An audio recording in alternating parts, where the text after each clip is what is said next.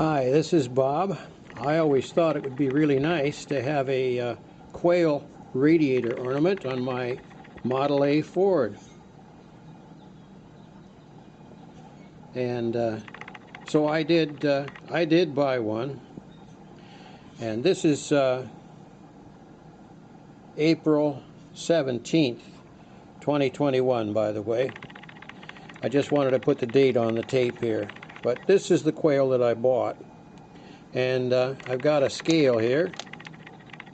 And I'm going to weigh how much the quail weighs. 25 ounces. On the nose. 25 ounces. So 16 ounces is a pound. So it's about a pound and a half.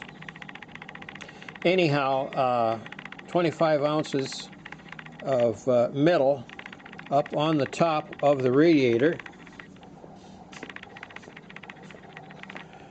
Up here caused some problems. You can see I have the standard radiator cap on now, which only weighs a few ounces, a couple ounces, I don't know, maybe 3. But this thing is quite heavy, and it sits up a little high there, so when your Model A vibrates, it puts a lot of stress on the neck of the radiator.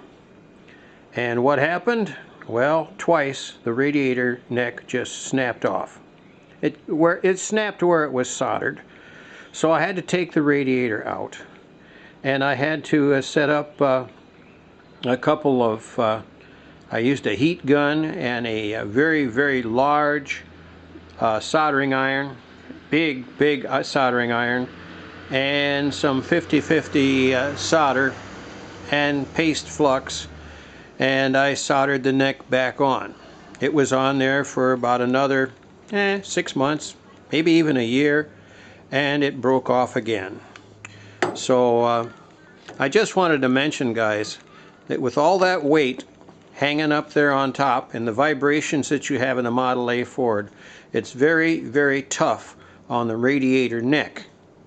Now the radiators that they sell these days, I don't know that they have necks as strong as the radiators that they sold back in 1929 or 1931.